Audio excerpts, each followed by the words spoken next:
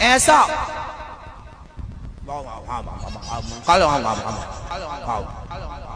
बोलते भी नहीं बंदा सुअर बना के भेजेगा भगवान अगले जन्म में। सुअर जैसे मुंह किए रहते हो तंबाकू खा के। हम जिस भी समय का जिस भी पद का दुरुपयोग करते हैं, याद रखना भक्तों, मेरी बात मानो अथवा बिल्कुल मत मानो, जिस चीज का आप दुरुपयोग करते हैं परमात्मा वो वस्तु वो चीज आपसे छीन लेता है। अगले जन्म में गूंगा बना के भेजेगा। आपने शराब पी है, शराब पीकर गंदी नाली में पड़े हो, मां पर अत्याचार करते हो, बेटी पर अत्याचार करते हो, पत्नी का मंगलसूत्र तक बेच देते हो बाजार में, एक स्त्री को रुलाते हो, उसकी आत्मा तक झुलस जाती है, रो पड़ती है। ऐसे दुष्ट पति के साथ रहते रहते क्या कहती होगी वो स्त्री? ये आपको भोगना पड़ेगा। ईश्वर के घर थोड़ा देर है, मानता हूं। एक सज्जन मेरे पास आए, यहां पर छेद था, यहां पर गले पर, यहां पाइप डला था, यहां से सांस जा रही थी। पता क्यों? कैंसर हो गया था। कितने लोग मिल जाएंगे आपको जिनको यहां पर नली पड़ी होती है, यहां से सांस जाती है, ये सब बंद हो गया सिस्टम। क्यों भाई? गाल यहां से कटा है पूरा। क्यों भाई? बोले कैंसर हो गया था। क्यों हो गया था? बोले तंबाकू खाते थे हम। हमने कहा अब खाओगे? नहीं नहीं नहीं, अब तो 7 जन्म तक नहीं खाएंगे। कान पकड़ ले, पहले ही से खाया होता तो ये दुर्दशा क्यों होती तेरी? अरे मेरे भाई, भगवान करे आपको ये रोग ना हो, लेकिन मैंने देखा है अपनी आंखों से। एक के यहां पाइप डला था, आपने देखा कि नहीं पता नहीं, मुझे नहीं पता। यहां पाइप डला था, यहां से सांस जा रही थी, गाल पूरा कटा था यहां से अंदर से, क्योंकि कैंसर हो गया था। तंबाकू खाने से कैंसर होता है, तंबाकू बेचने वाली कंपनी कह रही है, वो दावा करती है कैंसर होता है, और आप खा रहे हैं। वाह, पढ़े लिखे हैं हम, समझदार लोग हैं। खाक समझदार हो। जिसको अपने भलाई नजर ना आए, जिसे अपना स्वास्थ्य नजर ना आए, वो कैसा व्यक्ति है? वो कैसा पढ़ा लिखा है? जब आपको अपने का ख्याल नहीं है, अपने बारे में तो सोचो। जब अपने बारे में नहीं सोच सकते तो परिवार के बारे में और भारत देश के बारे में क्या सोचोगे? तुमसे क्या उम्मीद रखें कि तुम भारत मां की सेवा करोगे? यदि इन्हें भारत का कभी हमारे देश के जवानों ने आह्वान किया कि बाजना के लोग आओ, आज हमारे देश के प्रति तुम्हें लड़ना है, भारत के लोगों आओ, आज देश की सेना का बल बढ़ाओ, ये बंदूक लो और चलाओ अपने दुश्मनों की छाती पर, और तुम बंदूक लेकर चलाने पहुंच भी गए ना, और उसी समय तुम्हें तंबाकू की याद आ गई, तुम बंदूक रख के अपनी तंबाकू ढूंढने आ जाओगे, क्योंकि तुम आदी हो, आदत लगी है। लोग अपना काम छोड़ छोड़ के चूना मांगते, भाई सब चूना देना, चूना। तंबाकू चूना नहीं है, वो चूना मांगने चला। लोग अपना काम छोड़ छोड़ के तंबाकू खाने मुंह घुमा लेते, तंबाकू फिर बैठ जाते। अरे शर्म आनी चाहिए, अपना भला तो सोचो। तंबाकू खाने से मेरा क्या बिगाड़ रहे हो? मेरे थोड़ी खा रहे हो, मेरा थोड़ी पैसा खर्च कर रहा हूं, मेरा कुछ नहीं बिगड़ रहा है, आपका बिगड़ रहा है। मेरा नहीं जा रहा है कुछ, आपका जा रहा है। आपका परिवार दुखी है आपसे।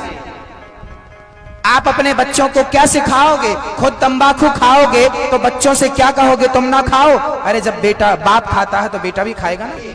तंबाकू मत रखिए मुंह में। राम नाम मणिदीप धरु जी है देहरी द्वार, तुलसी भीतर बाहिरो जो चाहत उजियार।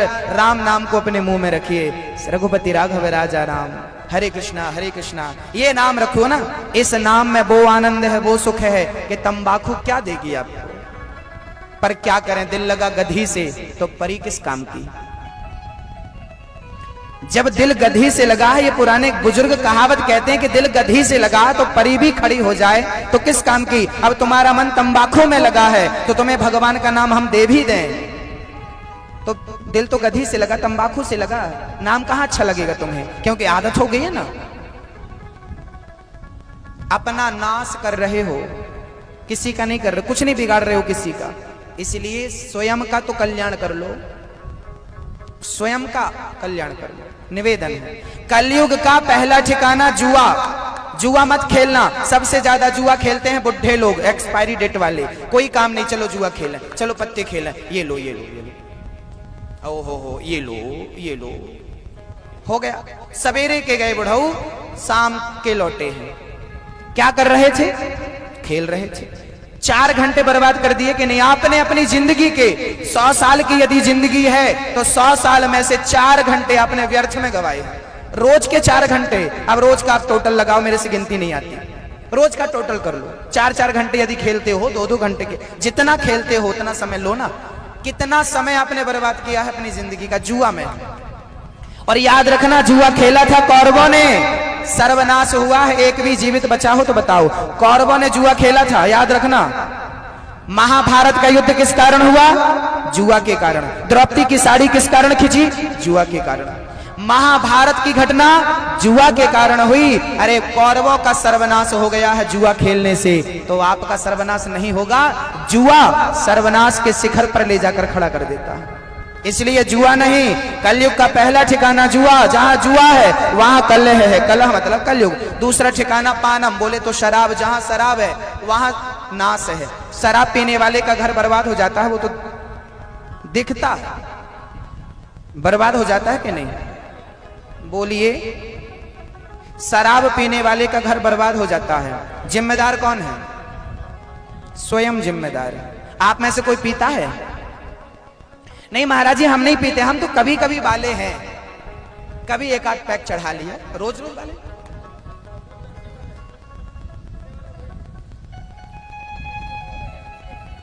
तो भाई शराब तो शराब है। एक बार पियो, 10 बार पियो, 1 महीने में पियो, 1 साल क्यों पियो? जरूरत क्या है? आप तो बहुत जल्दी छोड़ सकते हैं। जब आपकी आदत ही नहीं है तो व्यर्थ में क्यों? एक बात बताइए, आपने हमसे कहा कि महाराज जी शराब पी लो, और हमने पी ली, तो क्या होगा? फिर मैं कैसा कथावाचक, कैसा समझदार, कैसा ज्ञानी कि मैं आपकी बातों में आ गया? अरे ज्ञानी इसे नहीं कहते जो दूसरों के आधार पर चले, दूसरों की गलत बात भी मान ले ना। आप मेरे पास शराब लेकर आएंगे तो मैं आपके हाथ से गिलास उठा करके नीचे रख दूंगा और अपनी भक्ति का प्याला आपको पकड़ा दूंगा। आप जिस शराब के आदी हैं उस शराब से आपको निकाल करके भगवान की कथा का आदी बना दूं। यह मेरी मजबूती है, मेरे संस्कारों की मजबूती है। याद रखना भक्तों, आपका रंग हम पर ना चढ़े, हमारा रंग आप पर चढ़े। आपकी आदत हमें ना लगे, हमारी आदत आपको लगे। यदि शराबी की आदत हमें लग गई तो शराबी जीत गया और भगवान का भक्त हार गया। और भगवान की भक्ति की आदत शराबी को लग गई तो भक्ति आज जीत गई और शराब आज हार गई। किसे जिताना है और किसे हराना है आप देखिएगा, है ना? हाँ, कलयुग का दूसरा ठिकाना शराब, तीसरा ठिकाना चरित्रहीनता, जो कि मैंने अभी पिछले प्रसंग में कहा कि मेरी बहनों को, मेरे भाइयों को अपने चरित्र का ख्याल रखना चाहिए। पति को चाहिए पत्नी के साथ रहे, किसी और मत देखे।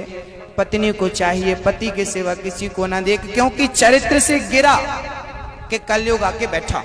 स्त्री हो, पुरुष हो, कोई भी चरित्र से कोई भी गिर जाए कलयुग आकर बैठ जाता है और फिर वो बुद्धि भ्रष्ट कर देता है।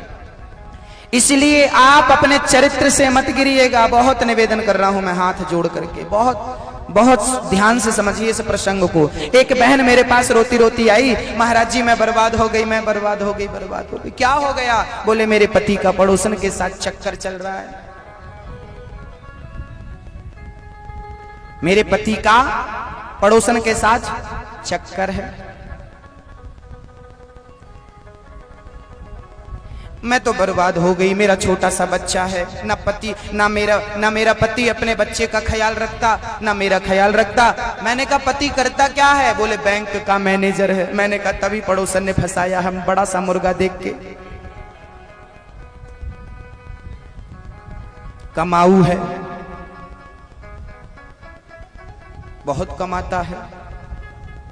एक स्त्री का घर ना एक स्त्री ही बिगाड़ती है। एक स्त्री का घर बिगाड़ने में एक स्त्री का ही हाथ होता है। वो मेरे पास रोने लगी, बेटा छोटा सा है, पढ़ाने के पैसे नहीं है, खाने के पैसे नहीं, पति पड़ोसन के साथ रहता, पूरा कमाई पूरा पैसा उसे देता, बताइए मैं क्या करूं, मैं मर जाऊं, फांसी लगा लूं, आग लगा लूं, बच्चे को भी लटका दूं, क्या करूं। मैंने कहा कुछ मत कर, अब तू भगवान की शरण में आ गई है। मेरी बहनों, जीवन में कितना भी आपका समय बिगड़े, कितना भी कष्ट आए, कितनी भी परेशानी उठानी पड़े, लेकिन मरने का डिसीजन कभी मत लीजिएगा, क्योंकि मरना किसी भी समस्या का समाधान नहीं है। मरना मत, लड़ना है, हर बुराई से लड़ना है, हर वक्त से, हर समय से लड़ना है और जीतना है, हारना नहीं है। वो लड़की मेरे पास आई, मैंने उसे सांत्वना दी और कहा बहन तू जा, चिंता मत कर, मैं तेरे पति को सुधारने की जिम्मेदारी लेता हूं। एक दिन वो औरत मुझे मिल गई कथा में, जिस औरत से उसके पति का चक्कर था, वो कथा सुनने आई।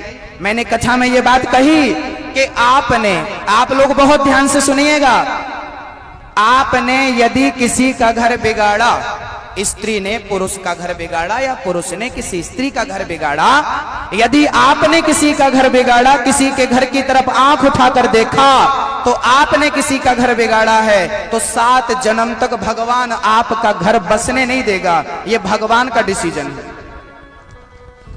7 जन्म तक घर नहीं बसेगा आपका, यदि आपने किसी की तरफ आंख उठाकर देखा, किसी का जीवन बर्बाद किया तो, क्योंकि भगवान सबको देखने वाला है, उसकी आंखों से कोई बचने वाला नहीं। एक वैश्या रहती थी, बहुत ध्यान से सुनिएगा, एक वैश्या थी, गांव वाले बड़े परेशान हो गए थे वैश्या से। एक महात्मा जी आए, गांव वालों ने महात्मा जी से प्रणाम किया, महात्मा जी मेरे गांव में वैश्या बड़ी बर्बाद कर रखा है इसने पूरे गांव को। महात्मा जी बोले मैं सुधारता हूं। महात्मा जी ने वैश्या के घर के सामने घास की कुटिया बनाई और रहना शुरू कर दिया। सवेरे 4 बजे से कीर्तन करते, हरे कृष्णा कृष्णा कृष्णा हरे हरे, हरे राम राम राम हरे हरे हरे, जोर जोर से। वैश्या डिस्टर्ब होने लगी, वैश्या को बड़ी परेशानी होने लगी। अरे राम राम, मेरे घर के सामने कुटिया बना के बैठ गया, सारा काम बिगाड़ दिया, सारा खेल बिगाड़ दिया, क्या करें। उस वैश्या ने महात्मा के कुटिया में अपने यारों से कहा, ए जाओ इसकी कुटिया में आग लगा दो। वैश्या के यारों ने जाकर के महात्मा की कुटिया में आग लगा दी। महात्मा की कुटिया जलने लगी। महात्मा जी नाचने लगे, अच्छा प्रभु तेरी मर्जी है कि मैं यहां से आगे बढ़ूं, ठीक है। उसी समय घटना घट गई, वो आग जो कुटिया में लगी थी, वो आग हवा चली तो कुटिया की आग उड़ उड़ करके वैश्या के घर में जाकर के वैश्या के घर को जलाने लगी। वैश्या का घर जलने लगा। वैश्या दौड़ी दौड़ी आई, महात्मा जी आपने हमारा घर जला दिया, आपने हमारा घर जला दिया। महात्मा जी बोले, बेटी मैंने तेरा घर नहीं जलाया, तो किसने जलाया। महात्मा जी ने कहा, तेरे यार ने मेरा घर जलाया तो मेरे यार ने भी तेरा घर जला दिया, हिसाब बराबर। महात्मा जी आगे चले, तुम दूसरों का घर बर्बाद करो, तुम्हारा घर भी कोई बर्बाद करेगा।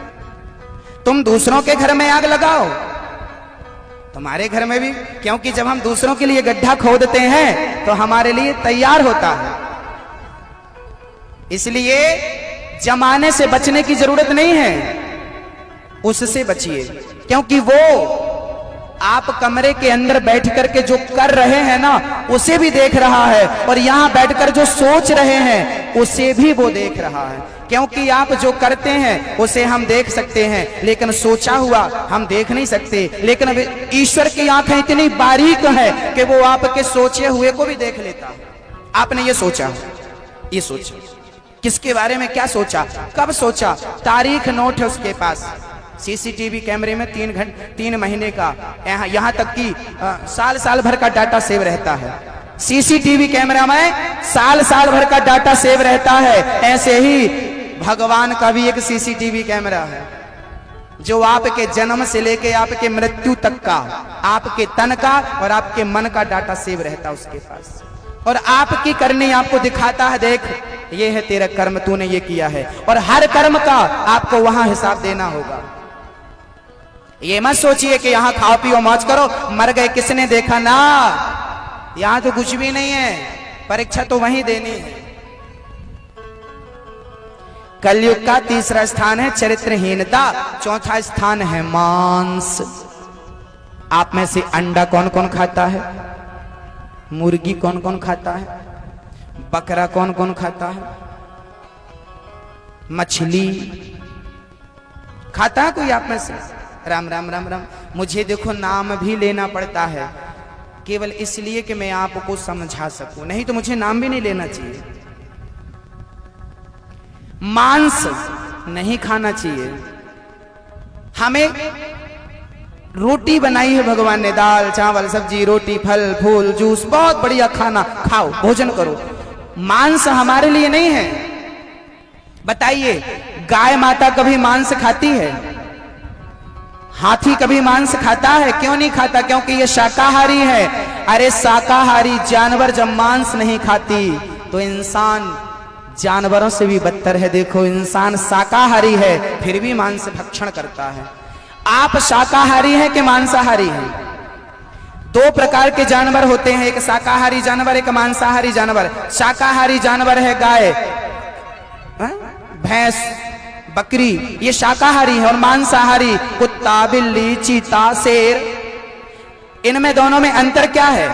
बोले शाकाहारी जानवर जो होता है ना, वो अपने होठों से पानी पीता है, जबकि मांसाहारी जानवर अपनी जिह्वा से पानी पीता है। बिल्ली कैसे पानी पीती है? चाटती है। कुत्ता कैसे पानी पीता है? और गौ माता कैसे पानी पीती है? दोनों के पानी पीने में अंतर है। याद रखना, जो मांसाहारी जानवर होते हैं ना, उनके नाखून होते हैं, जबकि मांसाहारी जानवर के नाखून और शाकाहारी जानवर के खुर होते हैं। खुर, बकरी के खुर होते हैं, गाय का खुर होता है, भैंस का खुर, खुर जानते ना, खुर होता है, पांव में खुर दो।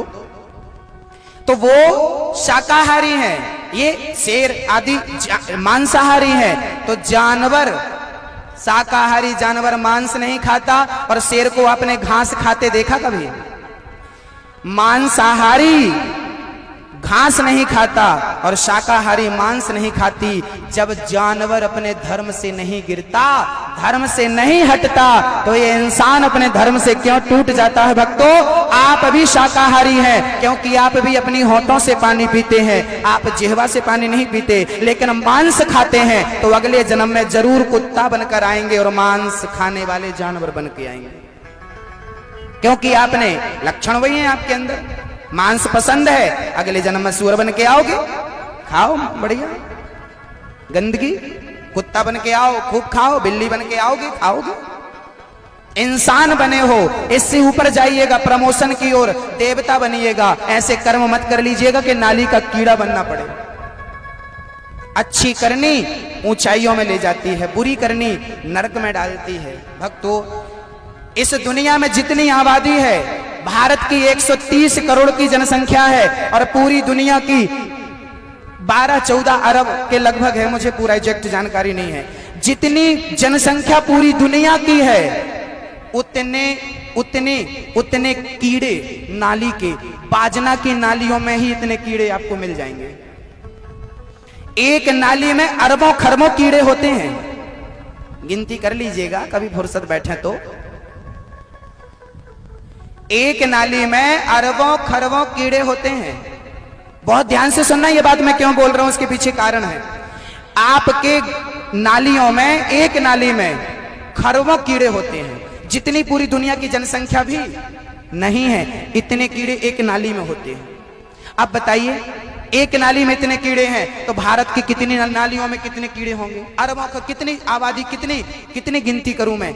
क्यों कहते हैं करोड़ों बार, अरबों खरबों बार मर मर के फिर कीड़ा, मर मर के फिर कीड़ा, मर मर के फिर कीड़ा, हजारों करोड़ों बार जब नाली का कीड़ा हम बनते हैं, उसके बाद भगवान एक बार हमें मनुष्य का चोला दे करके मौका देते हैं आत्म कल्याण करने का। ये मनुष्य का चोला उसके बाद मिलता है, लेकिन हम इस चोले को पाकर, इस शरीर को पाकर आपसे झगड़ते हैं, आपसे झगड़ते हैं, झगड़ा करते हैं, भोग भोगते हैं, बस खूब खर्राटे दे दे के सोते हैं। सोने आए, खाने आए, बच्चे पैदा करने आए, यही करते करते जिंदगी पूरी हो जाती है। ये काम तो सूअर भी कर लेते हैं जो हम करते हैं। सोना मैं भर नहीं जानता, सुअर भी जानता है। खाना मैं भर नहीं जानता, सुअर भी जानता है। बच्चे पैदा करना मैं भर नहीं, मनुष्य भर नहीं, अरे सुअर भी जानते हैं। ये 3 काम तो कंपलसरी सब करते हैं। पक्षी भी करता है, पशु भी करता है, सारे जीव जंतु करते हैं ये 3 काम, खाना पीना और बच्चे पैदा करना। लेकिन आत्म कल्याण करने की बात आएगी तो आत्म कल्याण केवल मनुष्य ही कर सकता है। कुत्ता बिल्ली पशु पक्षी यहाँ बैठकर भगवान की कथा नहीं सुन सकता, भगवान का नाम नहीं जप सकता, आत्म कल्याण करने का प्रयास नहीं कर सकता। जैसे हाथी का शिकार केवल शेर कर सकता है, हाथी का शिकार कभी गीदड़ नहीं कर सकता, ऐसे भगवान को प्राप्त करना हो तो केवल मनुष्य शरीर से ही भगवान को प्राप्त किया जा सकता है। अन्य किसी भी योनियों में भगवान को प्राप्त करने की कोई व्यवस्था नहीं। बहुत समझदारी से आप समझिएगा। कलयुग का चौथा स्थान मानस। तीसरे दिन की कथा में ध्रुव चर्चा सुनी, चौथे दिन की कथा में बाल लीला, कृष्ण का जन्मोत्सव, 5वें दिन बाल लीला गोवर्धन पूजा, 6वें दिन रुक्मणी मंगल, 7वें दिन सुदामा चरित्र। आज पूरी कथा सुनी, दास अनिरुद्ध ने आपको पूरी कथा सुनाई। यदि कथा सुनाने में हमसे कोई कमी रह गई हो, हमारे शब्दों से आपका दिल दुखा हो, कोई त्रुटि हो गई हो तो हमें अपना बेटा समझकर, अपना भाई समझकर, अपने चरणों का दास समझकर हमें माफ जरूर करिएगा, क्षमा जरूर करिए। क्योंकि हमारा काम अपराध करना है, गलतियां करना है, और आपका काम, आप महान लोग हैं इसलिए आप क्षमा भी कर देते हैं। यदि मेरे से कोई त्रुटि हो गई हो आप क्षमा करिएगा। 7 दिन की कथा सुनाने में कोई भूल हो गई हो क्षमा करिएगा। आज आप लोगों से मैं एक वचन लेना चाहता हूं, कौन कौन देगा? वादा, एक वादा करिए हमसे, उठाइए दोनों। वादा करना चाहते हैं तो हाथ उठाइए। करेंगे? गर्मी चल रही है, ये बताओ आप लोगों में से किस किस ने अपने छत में पानी रखा चिड़ियों के लिए? जिसने रखा है केवल वही हाथ उठाएंगे। आप में से किस किस ने अपने घर में चिड़ियों के लिए दाना रखा है? उठाइए हाथ। जिसने नहीं रखा तो क्या उनकी जिम्मेदारी नहीं होती कि आप चिड़ियों के लिए जल रखें, चिड़ियों के लिए दाना रखें? आपके यहां तो नदी है बढ़िया सी, पानी भरा है, वहां ऊपर एक वो बना हुआ है, उसमें आप जाइए, दाना डालिए, कबूतर आएंगे, चिड़िया आएंगी, दाना डालिए। अरे घर में पिंजरे में पालने से अच्छा है खुले पक्षी को खुले आकाश में रहने दो, उसे वहीं दाना डालो, उसे कैद मत करो। पक्षी को पिंजरे में बंद करना बहुत बड़ा पाप है। पिंजरा चाहे सोने का हो या हीरे जड़ा हो, पिंजरा तो पिंजरा है। जेल तो जेल होता है, सोने का जेल हो, लोहे का जेल हो। बंद मत करिए, खुले आसमान में पक्षी को उड़ने दीजिए और वहीं उनके लिए दाना डालिए, पानी रखिए। कहें कौन कौन रखेगा आज से नित्य? याद रख करिए। मैं जब कथा सुनाने आता हूं, जब मैं घर जाता हूं, पूरे छत में चिड़ियों के लिए पानी मैं स्वयं रखता हूं। सकोरा में भर भर के दाने रख के आता हूं, एक्स्ट्रा भी रख के आता हूं। सदस्यों से कह कर आता हूं कि दाना खत्म होने के पहले डाल दीजिएगा, जिम्मेदारी है। जैसे आप अपने बच्चों को खिलाते हैं, अरे ये चिड़िया कहां जाएंगी? ये चिड़िया हमारा परिवार है, ये प्रकृति हमारा परिवार है, इसको परिवार की तरह मेंटेन करना है हमें।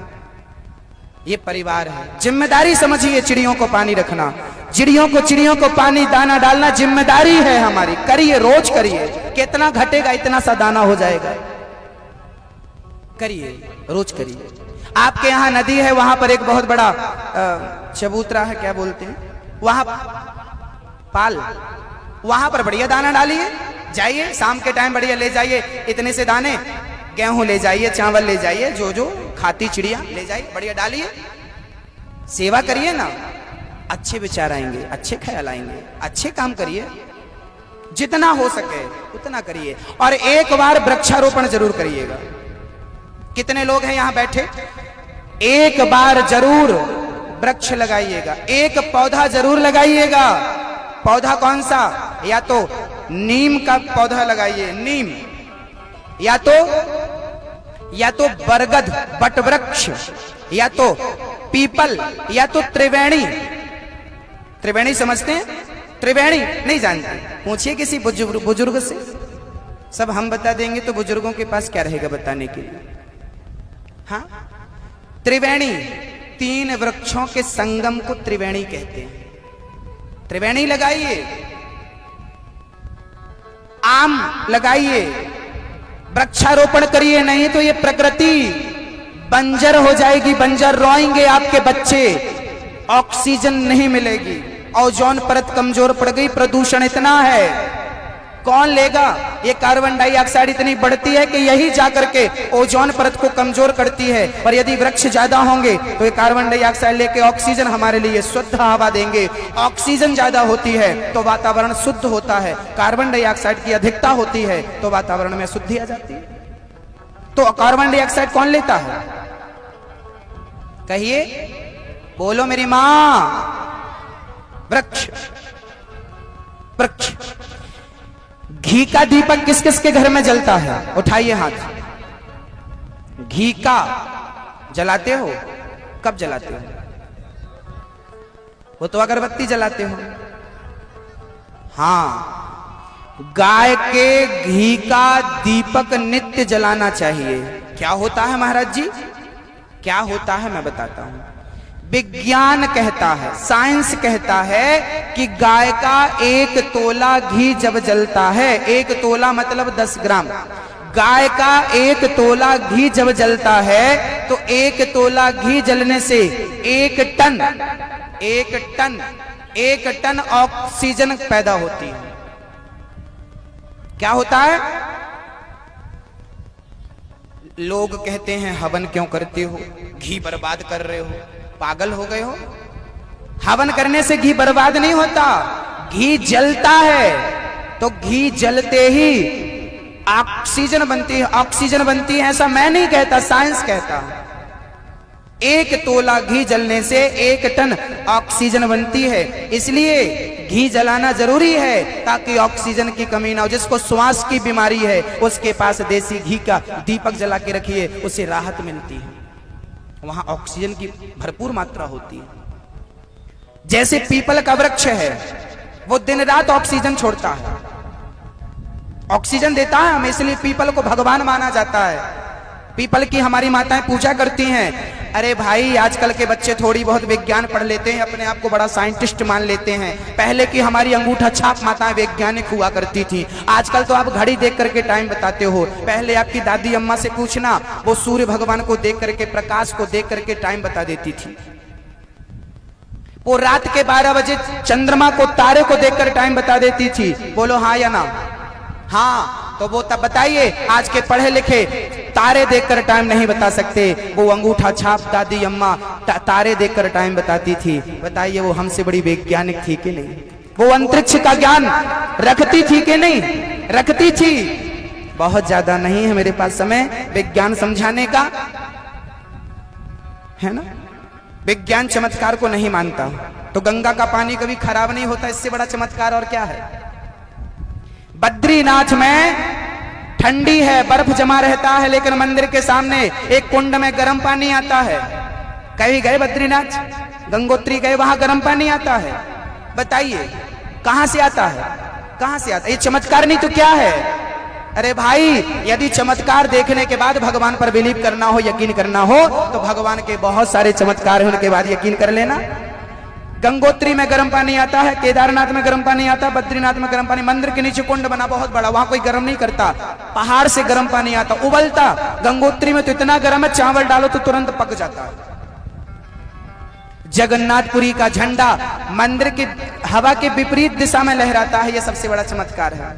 विज्ञान परेशान है, इसलिए हमें विज्ञान, हमें भगवान का चमत्कार जानने की जरूरत नहीं है, क्योंकि हम ऐसे हैं कि हमें चमत्कार के बिना भी भगवान पर पूरा विश्वास है। आपको चमत्कार के बाद विश्वास करना हो तो आपके लिए मैं बहुत सारे चमत्कार भगवान के बता सकता हूँ, बहुत सारे, एक नहीं। कामाख्या माता के मंदिर में माता को 4 दिन के लिए ब्लड आता है, पूरी दुनिया जानती है।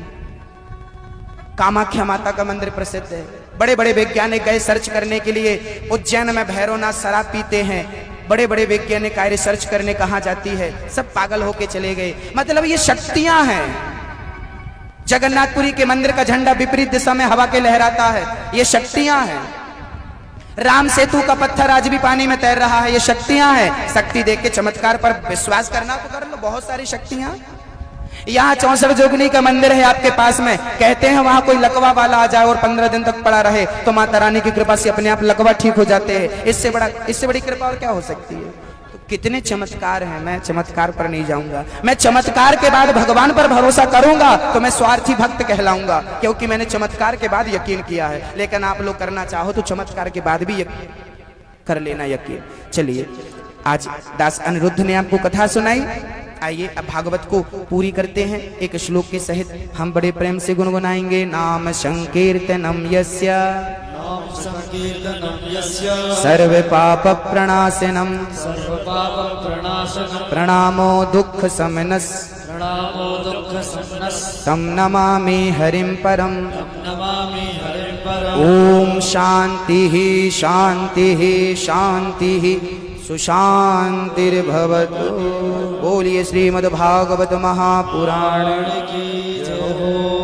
मोर मुकुट बंसी वाले की, गंगा मैया की, यमुना मैया की, सरयू मैया की, हनुमंत लाल जी महाराज की जय जय जय जय जय जय श्री राम। बोलिए हरे कृष्णा हरे कृष्णा कृष्णा कृष्णा हरे हरे हरे राम राम राम हरे हरे। हे प्रभु, हमें अज्ञान से निकालकर ज्ञान की ओर ले चलो। बोलिए हाथ उठा के। हम उठा के बोल रहे हो, आप फिर भी नीचे की हैं, बताइए। हरे कृष्णा हरे कृष्णा जोर से बोलिए। कृष्णा कृष्णा हरे हरे हरे राम राम राम हरे हरे। हे प्रभु, हमें अज्ञान से निकालकर ज्ञान की ओर ले चलो। हे प्रभु, हमें अंधकार से निकालकर प्रकाश की ओर ले चलो। हे प्रभु, हमारे सारे अपराधों को क्षमा करके हमें अपने चरणों की भक्ति प्रदान करें। हम आपकी शरण में हैं। हे प्रभु, हम पर कृपा करें। हरे शरणम हरे शरणम हरे शरणम।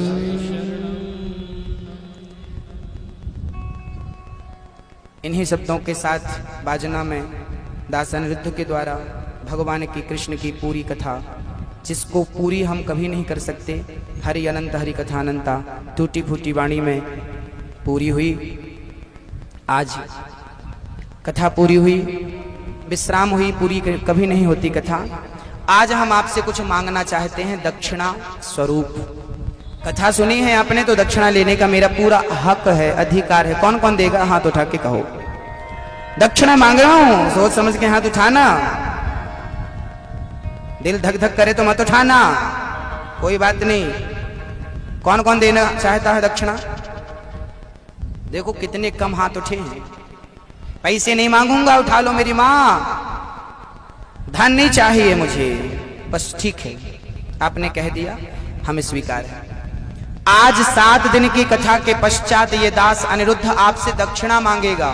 दक्षिणा कहिए या तो भिक्षा कहिए, मैं भीख मांग रहा हूं आपसे। मुझे धन नहीं चाहिए, मैं आपसे सोना चांदी हीरा मोती नहीं मांगूंगा, निश्चिंत रहिए। यदि आपने कथा सुनी है और दक्षिणा स्वरूप मुझे देना चाहते हैं तो मैं भिक्षा में आपसे भीख मांगता हूं। आप कथा सुने हैं 7 दिन तक, तो आप अपने घर की सारी बुराइयां लाइए और पूरी बुराइयां भागवत जी की और भगवान के चरणों में समर्पित कर दीजिए।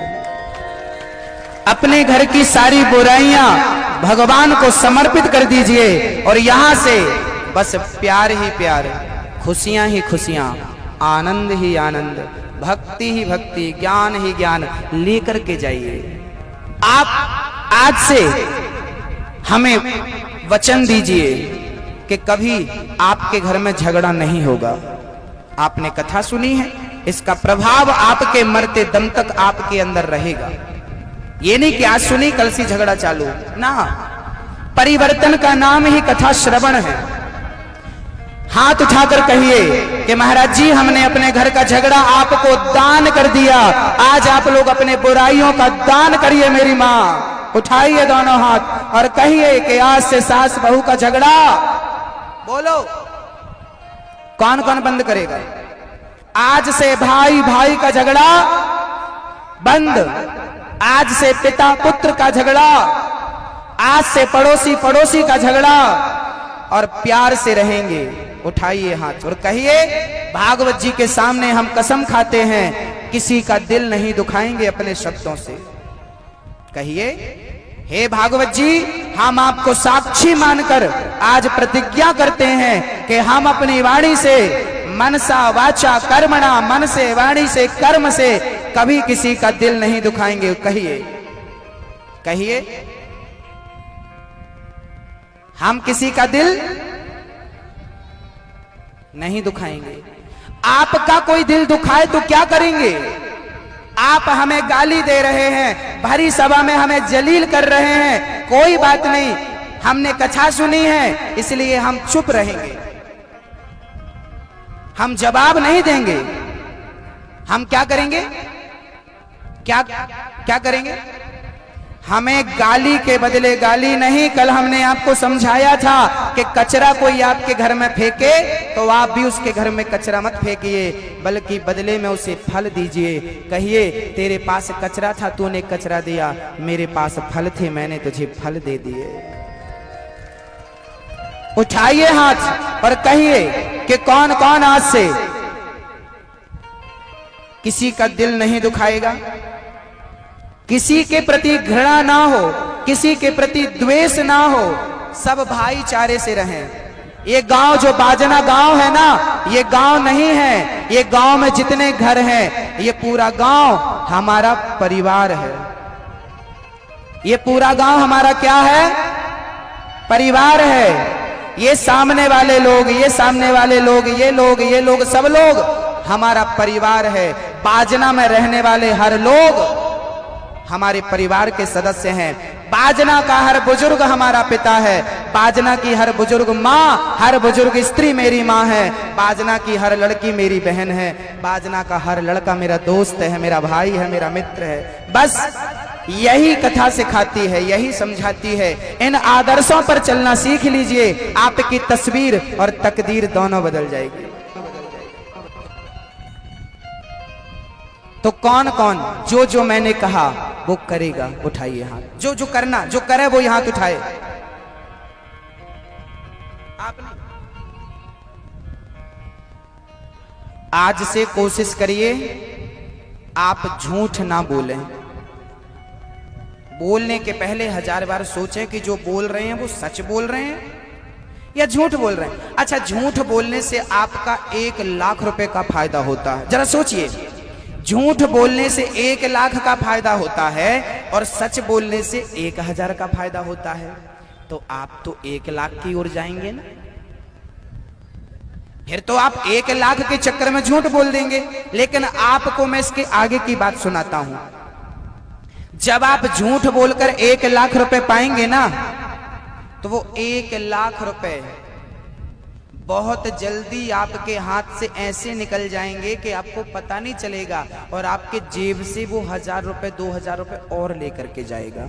और मेहनत का सत्य का यदि 1000 है ना, तो वो 1000 ही आपके लाखों का काम कर देगा। आपको लगता है कि झूठ का 1 लाख रुपया बहुत हो जाना, चला जाता है और गांठ का भी लेके जाता है। मेहनत का सत्य का 1000 रुपए रखिएगा, झूठ का 1 लाख रुपए त्याग दीजिए। राजा हरिश्चंद्र ने अपने पत्नी को बेचा था धर्म के लिए, अपने पुत्र को बेचा था धर्म के लिए। अरे धर्म के लिए पत्नी को बेच दिया, पुत्र को बेच दिया, अपने आप को चांडाल बना दिया हरिश्चंद्र ने, लेकिन सत्य पर आंच नहीं आने दी। झूठ बोलने के पहले एक बार हरिश्चंद्र के बारे में सोचिएगा। एक वो था जो सत्य के लिए मरा, एक वो था जो बच्चे को आरे से चीर करके दान दे रहा था, मोरध्वज, जिसकी चर्चा मैंने आपको कल सुनाई थी। धर्म के लिए, सत्य के लिए। और एक हम लोग हैं जो सत्य के लिए अपने बाप से झूठ, झूठ के लिए अपने बाप से झूठ बोले जा रहे हैं, परिवार से झूठ बोले जा रहे हैं, फायदे के लिए। धिक्कार है ऐसा जीवन नहीं। कौन कौन आज से सत्य के पथ पर चलेगा? उठाइए हाथ। सत्य के पथ पर चलने की कसम खाइए। 1 लाख नहीं, 1000 ठीक है, लेकिन मेहनत का, ईमानदारी का, सत्य का। कौन कौन बताइए?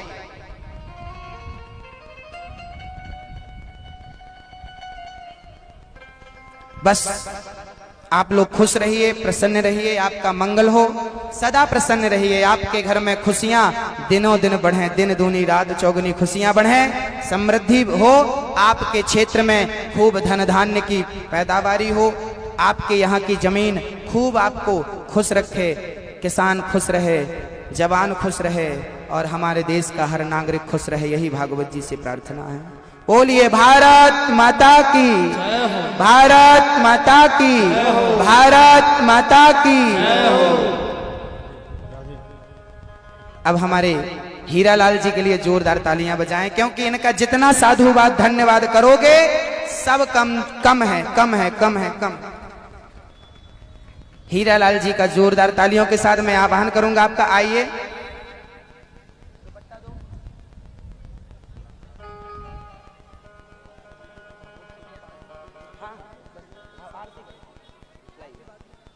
हीरालाल जी के लिए जोरदार करतल ध्वनियां चलती रहें। भगवान इनकी आयु लंबी रखें, भगवान इनको सदा स्वस्थ रखें, भगवान इनको सदा सुखी रखें और इनको ही नहीं, इनके पूरे परिवार को, इनके चारों बच्चों को, बहुओं को, इनके नाती पंती संती आने वाले 1000 पीढ़ी को भागवत खुश रहें, यही खुश रखें भागवत जी, यही प्रार्थना है। और आप गांव वाले खुश रहिए, क्षेत्र वाले खुश रहिए, आपका मंगल हो, सबका मंगल हो। हमारे चारों भाइयों के लिए जोरदार तालियां बजाइए। अग्रवाल परिवार के चारों भाइयों को मैं मंच में बुलाऊंगा। भैया श्री कालूराम जी आए, भैया श्री मनोज जी आए, भैया श्री धर्मेंद्र जी आए, भैया श्री अंतिम भैया जी आए, आपका स्वागत है। चारों भाइयों के लिए जोरदार तालियां बजाइए। धन्य है ये बेटे जिन्होंने अपने पिता को भागवत सुनवाई। बेटों का धर्म है कि वो अपने माता पिता को भागवत सुनवाएं। इन्होंने अपने स्वर्गीय माँ के लिए, आज इनकी माँ जहां होगी ना, वो भी इस आयोजन को देख रही होगी और आशीर्वाद दे रही होगी कि मेरे बच्चों ने इतना बढ़िया आयोजन रखा है। चारों बच्चों को आशीर्वाद दे रही होगी।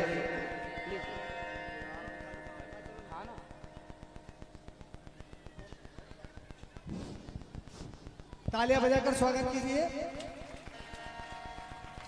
एक आदर्श परिवार, हम साथ साथ हैं की परिभाषा को परिभाषित करते हुए ये परिवार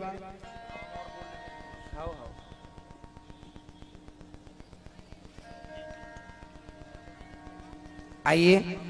अब हम भागवत जी की आरती की ओर चलें। मैया जी आरती के बाद जिनको भागवत जी का पूजन करना है, कोई भी छूटे ना, एक एक से भागवत जी का पोथी का पूजन करते जाइए। जो जो मांगना हो भागवत जी से मांगते जाइए।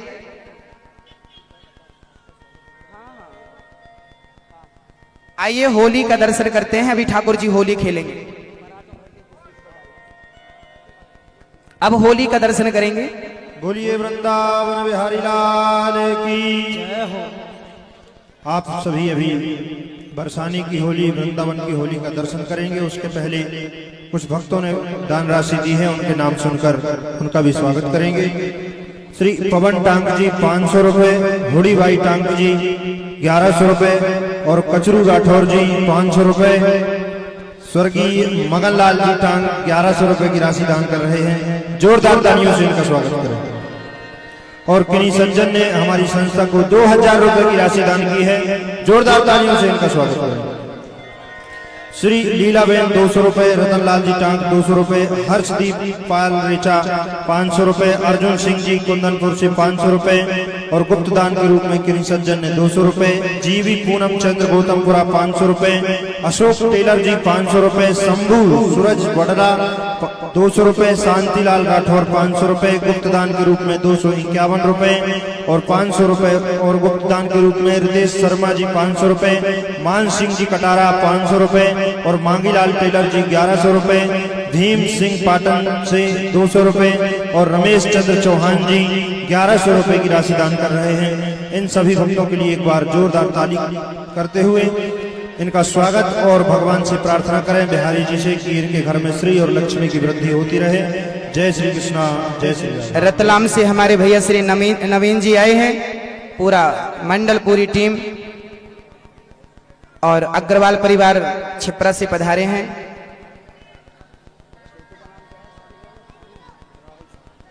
भैया राहुल जी भी आए हैं और सभी का स्वागत वंदन है। आइए होली का दर्शन करते हैं। ठाकुर जी होली खेलते हैं और फिर बाद में आरती उतारेंगे। आरती के बाद भागवत जी का पूजन करिएगा। आइए बड़े प्रेम से।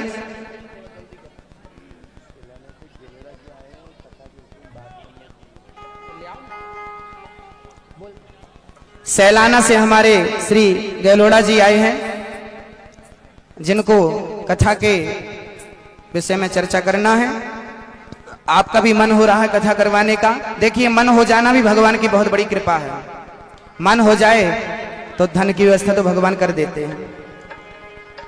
मन बनाइए, जिनको कथा कराना है बस भागवत जी पूरा करेंगे। आइए होली का आनंद लेते हैं। अरे रंग मत डार रे सांवरिया, ओ मेरी माँ, आगे के लोग बैठो, तब तो पीछे वाले दर्शन करेंगे। ठाकुर जी होली कैसे खेल रहे हैं। रंग मत डार रे सांवरिया, मारी सासू जी लड़गी। रंग मत डार रे, रंग मत डार रे सांवरिया, मारी सासू जी लड़गी। रंग मत डार रे, अरे रंग मत डार रे सांवरिया, मारी सासू जी लड़गी। रंग मत डार रे, रंग मत डार रे सांवरिया, मारी सासू जी लड़गी। रंग मत डार रे, रंग मत डार रे, रंग मत डार।